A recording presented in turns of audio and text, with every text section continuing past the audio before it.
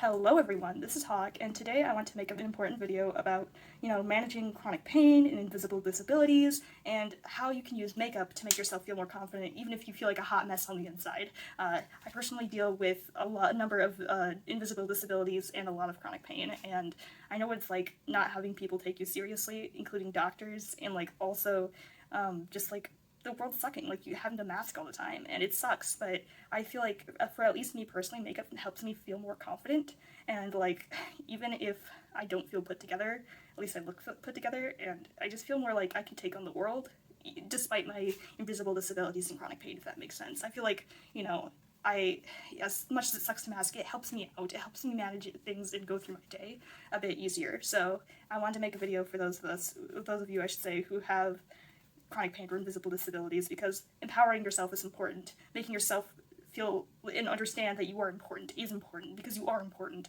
and it's just really important to take care of yourself, and for me, makeup is a part of my self-care. So honestly, if you want to watch something like this, just keep watching. I'll show you what I do.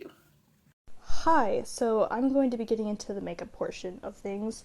I'm using a variety of palettes, being the ColourPop Blue Moon, the Profusion Neon palette, the Lost in Los Angeles palette from BH, the Makeup Revolution color book, the blue-green one, and the Tasty Avocado palette by I Heart Revolution.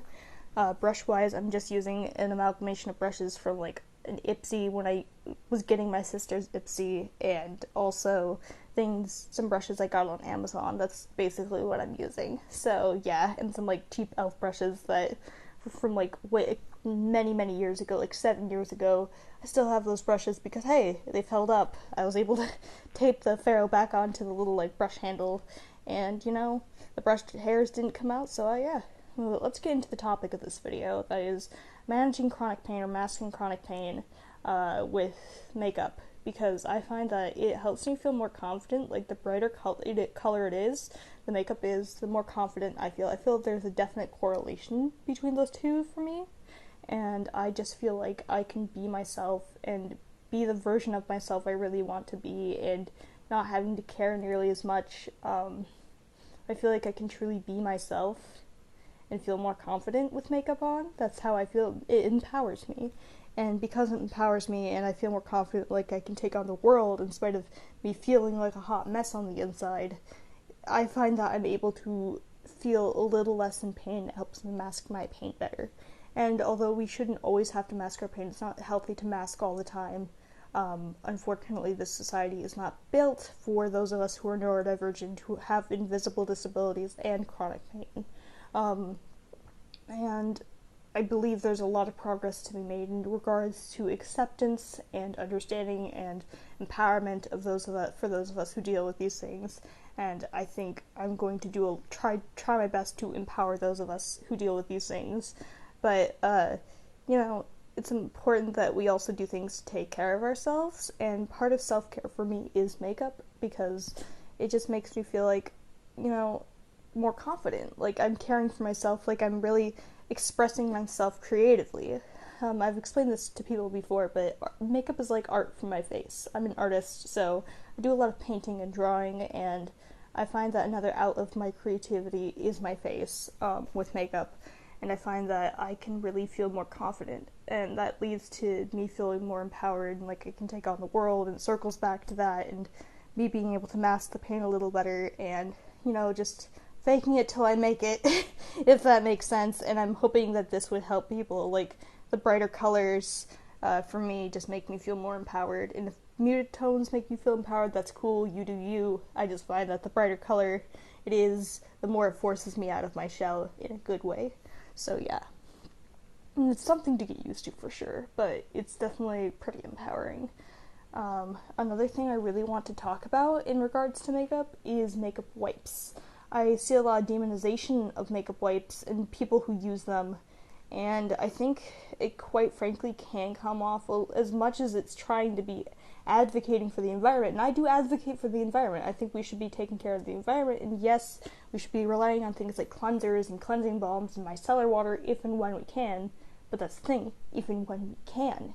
Not all of us have the ability to always do the quote-unquote proper way of taking off our makeup. Some of us have to rely on wipes due to chronic pain, due to serious fatigue, sensory overload, and a whole host of other things. Like, I can't touch towels, for me personally, because of my autism and my sensory sensitivities. If I try, it will make me feel like someone's ripping out a layer of my teeth with the towel, and it's really painful, and it also triggers my gag reflex. So safe to say, I don't touch towels, but here's the thing, you kind of have to touch towels in order to wipe things off your face, and so I have to rely on paper towels, and at that point I'm just like, well, why not use makeup wipes, because sometimes paper towels can trigger my sensory sensitivities as well, so I have to be very careful. Some days it's better than others, and I can cleanse myself the proper way, but other days, be it because of chronic pain due to my endometriosis, or degenerative sprain in my right hip joint, or plantar fibromatosis, or just pain from my sensory sensitivities, or whatever the case may be, or just the fatigue that comes with it all, sometimes the only option I have is a makeup wipe, and that doesn't make me a horrible person. It just makes I'm just disabled. I'm not a horrible person. I just happen to not be able to, at this very given moment, to do the quote-unquote acceptable way. Like, I have to do what I have to do to take off my makeup, even if it's not to the fullest extent. Guess what? I'm still taking it off somewhat. Like, people who use makeup wipes shouldn't be demonized necessarily, because some people just happen to be disabled or with chronic pain or invisible or not so invisible disability, and all they have to rely on, or all they can rely on, are makeup wipes, and there's nothing wrong with that. And I think it ties into how society demonizes things like eating meat or using plastic straws, when sometimes us disabled folks, or chronically ill or chronically in pain folks, need to use those things or do those things in order to survive, and yet we get demonized for it as if we don't already have enough to deal with. On top of that, we get shamed. There's shame we feel for having to use a plastic straw or having to eat meat because we can't get those nutrients from other things. I mean, I can get those nutrients from other things, but not everyone can. And I think it's important that we be more mindful of people when they are eating meat, when they are using plastic straws, or, in this case, using makeup wipes, because some of us have to rely on those things in order to survive and get by, and there's nothing wrong with that. So, yeah. Also, I don't know what part of the video this is in, but if we want to know more about my makeup, I am using the Makeup Revolution Conceal Hydrate concealers in C0.5 or 0.1, whatever the lightest cool toned one is, in C1 as well. And I'm also using a little bit, I believe, that's it actually. No, I thought I was going to use a foundation, but I wasn't. And I'm also using a Makeup Revolution blush palette in addition to a Laura Geller blush. It's like this Bora Bora, and I'm also using a Makeup Revolution highlighter. It's their iced highlighter, like, that's what it's called. It's their Supreme highlighter. I really wish they'd bring that back. And I'm also using an ABH contour stick. I'm also using a e.l.f. bronzer in Forever Sunkissed, and the lipstick I'm using is a NYX Macaron lipstick. And if you're wondering what lashes I'm using the DY Silk lashes in, I don't know what shape they're in, but they're really pretty and I like them. And I'm also using the L'Oreal Voluminous Lash Paradise in Mystic Black. So, yeah.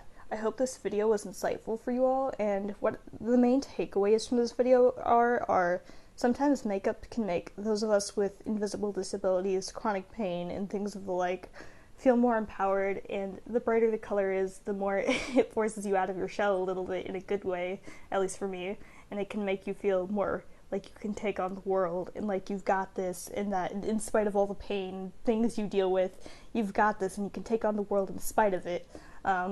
And also that we need to stop shaming disabled folks for needing to use things that may not be the most environmentally friendly. Yeah, because we already have enough to deal with, and that we should have more empathy for our fellow human being, and understand that, hey, maybe they're not an asshole who's trying to ruin the environment, maybe they're just disabled. Just consider that before going off on people who have to do things like use makeup wipes, because some of us have to. So yeah, I hope you enjoyed this video. This is Hawk, signing out. Have a wonderful day.